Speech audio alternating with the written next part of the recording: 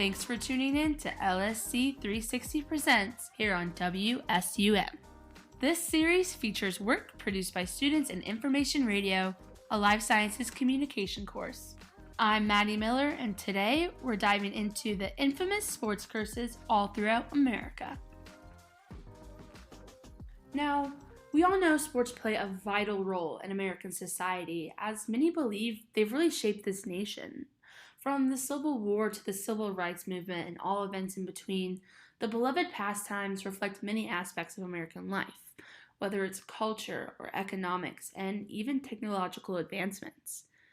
Now, since we know sports like baseball, basketball, and football are a tremendous part of our everyday lives and have been for quite some time, we also know that the fandoms have never gone away.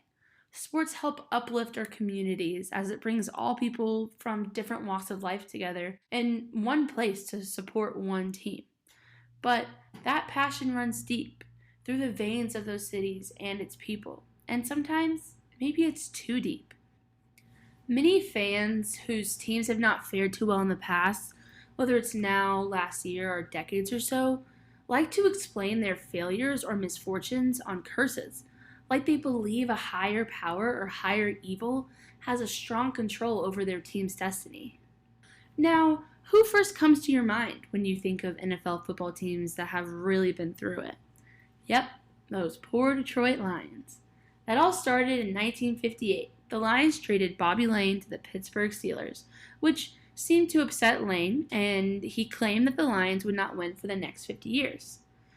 And even though many say that this story was a hoax because it was never published, the Lions actually experienced the worst winning percentage of any team in the NFL over those next 50 years.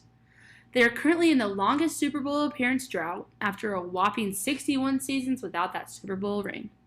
Yet, the Lions set some sort of record, but it's the first team to lose every game of a 16-game season. Also, in the same year, the Pittsburgh Steelers won their 6th Super Bowl. So here's to hoping the Lions break this curse soon, for their own fans' sake. But if you're not a fan, here's to hoping that curse is here to stay. As we know, many programs think they're cursed. As we mentioned, the Lions, but the Philadelphia Eagles believe they were under some sort of dark magic too. It was believed that the curse began when the Eagles defeated Vince Lombardi and the Green Bay Packers in the 1960 NFL Championship game. The Eagles are carrying Buckshaw off the field. It's all over here at Franklin Field in Philadelphia. The Eagles defeat the Green Bay Packers by a score of 17-13. This happened to have handed Lombardi his only playoff loss in his career.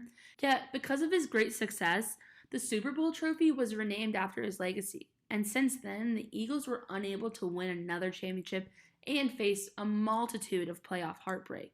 Or so they thought, as this curse seems to have faded as the Eagles were able to grasp their first Super Bowl title in 2018. Curses have also found their way into more than just one sport, as they've been believed to fall deep down in the cracks of entire cities. Now, this one's a little hard to talk about, as it is my hometown, but Atlanta, Georgia is a prime example of a cursed city with some big dreams. Yet, the city's MLB team, the Braves, was able to stomp on and kill this curse, hopefully, as they won this year's World Series. So hopefully this is the start of a new era. Maybe getting rid of something that haunted the city and the majority of the state for years and years. Many have tried to dispel the fact of a curse in Atlanta, yet the odd record in all Big Four men's sports seemed a little too personal to not be hexed.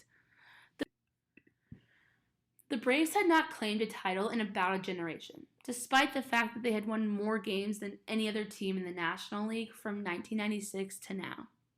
As well, the Hawks, Atlanta's NBA team, has made appearances in about 36 playoff runs, but never won or reached a finals. As well, taking it to hockey, and yes, you may be thinking hockey in Georgia. Well, the Thrashers appeared in one NHL playoff series out of their total 11 seasons, but that was obviously short-lived as they relocated to Winnipeg. And at the worst of it all, the Falcons, Atlanta's NFL team, has been through the ringer and back. Dare I sum it up to one sentence? 28-3. Patriots win the Super Bowl! Brady has his 5th! What a comeback! All we can hope is that the Braves win can turn the city around and maybe do some extra staging here and there.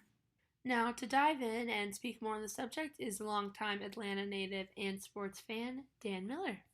Hi, Dan. Thank you so much for joining us today. So, kind of speak on your own experiences. I mean, do you believe the whole city of Atlanta is cursed? I mean, can even whole cities be cursed?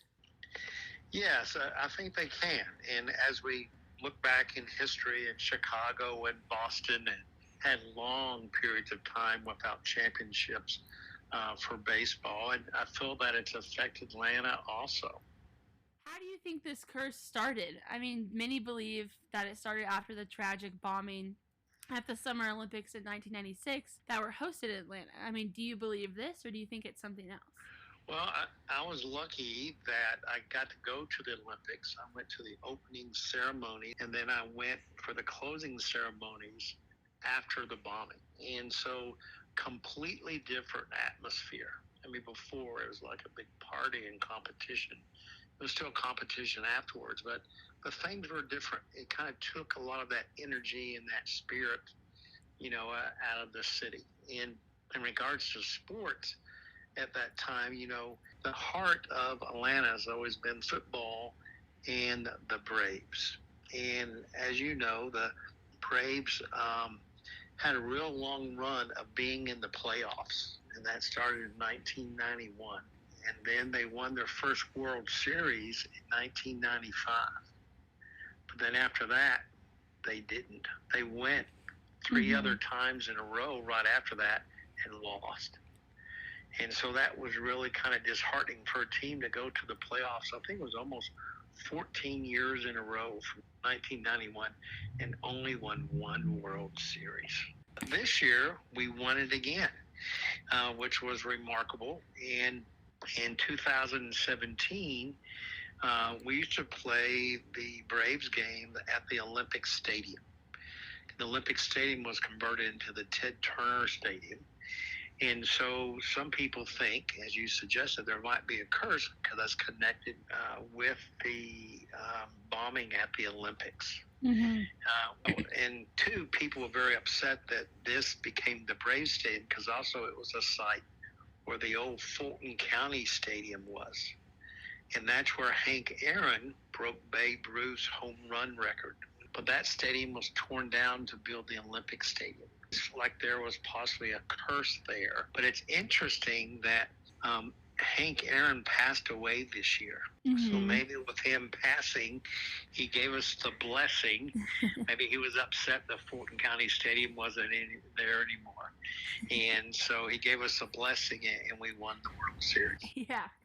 Now that Atlanta won the World Series this year, do you think the curse days are over or do you think it's kind of something that is going to last? Well, I think there's a lot, renewed interest and faith in the city and so forth. I know one big thing, the other big negative is the football team, the Falcons. Falcons have been to the Super Bowl twice. The first was in 1999. So the Falcons played the Broncos. And my wife and I went to that game in Miami, and the Falcons got beat by John Elway and the Broncos. But it's interesting that we had never been there until in 2017. And so we went to the Super Bowl. We had the number one scoring team in the NFL that year, and we played the Patriots. Unfortunately, we choked. In overtime, we were beaten by the Patriots.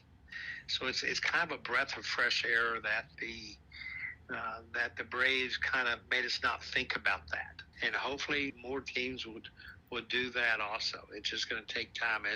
As we all know from sports fans, all of us throughout the country, from high school to college to professional, sometimes you have to wait a long time. There's a lot of heartbreak out there, but you always hope that they're going to do it that year.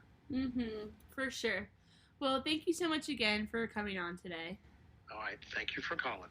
Whether you are a sports fan or not, I think we can all agree that these events have really shaped our lives as we know them today.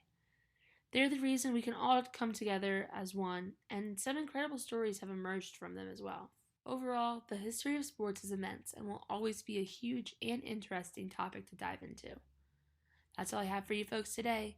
I'm Maddie for LSD 360 Presents. Thanks for joining us again, and stay tuned for more of this series here on WSUM.